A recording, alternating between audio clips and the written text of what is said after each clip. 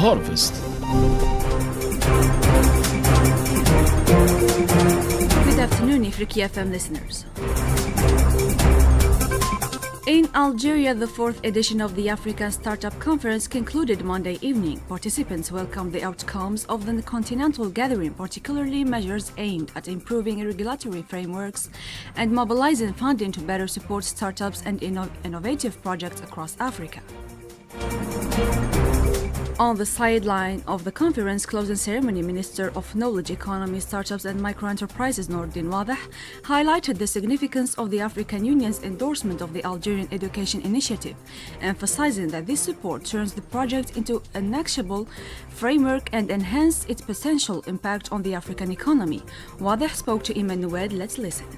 Now, Algiers Education exists since 2022. So the fact is that Algiers Education is updated each edition, and this new one, the fourth one, is more related to the best practices synthesis of the most dynamic ecosystems in Africa, Algeria, Nigeria, South Africa, a few of them. And another important point is incentives given to startup and funding of R&D, which is pivotal. If you want to have deep tech startups, we have to fund our research and development with African funds in order to make the project treating African problems and then having sovereignty on the technology developed within this project. So this is even important if you want to really build more and more champions in deep technology. Turning to political news, the president of South Africa, Cyril Ramaphosa, said that developments related to the Western Sahara issue at the United Nations requires us to intensify diplomatic efforts to support the Sahrawi people's right to self-determination, talking at 5th National General Council of the INC. Let's listen. We must be concerned that the struggle of the people of Western Sahara for self-determination has been set back by the recent UN Security Council resolution, which strongly endorsed Morocco's autonomy plan as the most feasible solution, shifting away from past UN positions on a referendum on self-determination. This development calls for the intensification of diplomatic efforts to find a path forward that prioritizes the rights and the interests of the people of Western Sahara. African Union Chairperson Mahmoud Ali Yusuf received Palestinian Foreign Minister Varsan Agbekian Shaheen. The AU reaffirmed its commitment to the Palestinian people's right and a two-state solution and highlighted the Gaza ceasefire agreement as a key step to end the devastation and ease civilian suffering. In the security file, a UN expert group warns that the situation in eastern DR Congo continues to worsen despite ceasefire commitments made in Washington and Doha. The latest report notes escalating violence on the ground. DR Congo's President Felix Tshisekedi has accused Rwanda of violating a US-brokered peace agreement, claiming the Rwandan army bombed areas inside Congolese territory just one day after the deal was signed. Let's listen. Malgré notre bonne foi. Despite our good faith and the recently ratified agreement, it is clear that Rwanda is already violating its commitments. The very day after the signing, units of the Rwandan Defense Forces carried out and supported heavy weapon attacks launched from the Rwandan town of Bugarama, causing significant human and material losses, particularly in the localities of Gaziba, Katogota, and Lubarika in South Kivu, thereby breaking the ceasefire. Moreover, these actions are part of a long-established reality documented by the United Nations. Par les Nations Unies.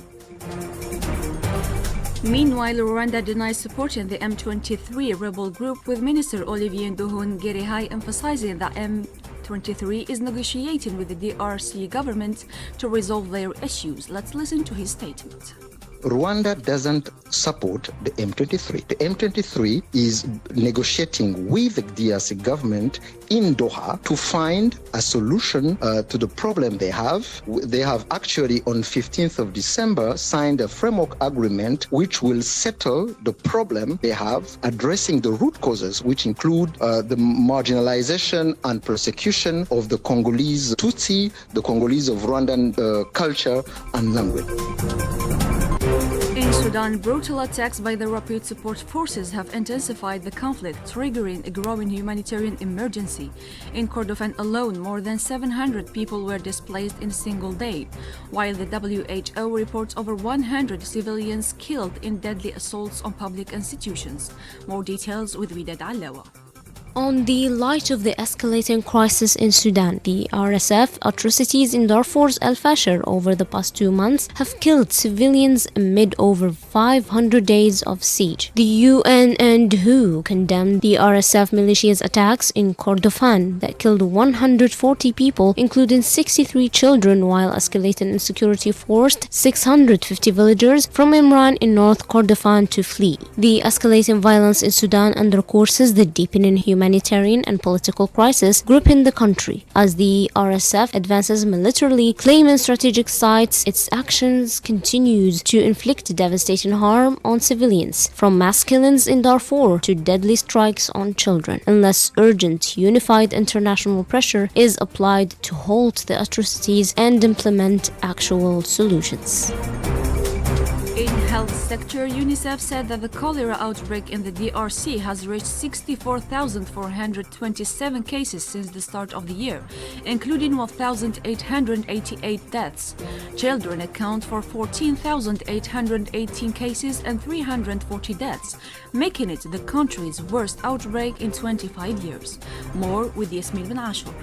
The Democratic Republic of the Congo is facing its most severe cholera outbreak in 25 years. Thousands of people are sick and many have died. Children account for nearly 1 in 4 cases. The outbreak is caused by missing cholera control at ports, no sanitation plans for boats, little awareness among crews and passengers, and poor access to safe drinking water along the river. UNICEF is responding in many ways, supporting rapid response teams with the CATI approach, helping cholera treatment centers and leading community education programs. Between January and October 2025, over 30.5 million people learned how to prevent and respond to cholera. UNICEF warns that $6 million are needed in 2026 to save lives and continue these actions. And in sport, the 4th African Youth Games will be held in Luanda, Angola from the 10th to the 20th of December 2025, marking the 50th anniversary of Angola's independence. With that, we conclude today's news. Thank you for listening and stay tuned to Ifriqiya FM.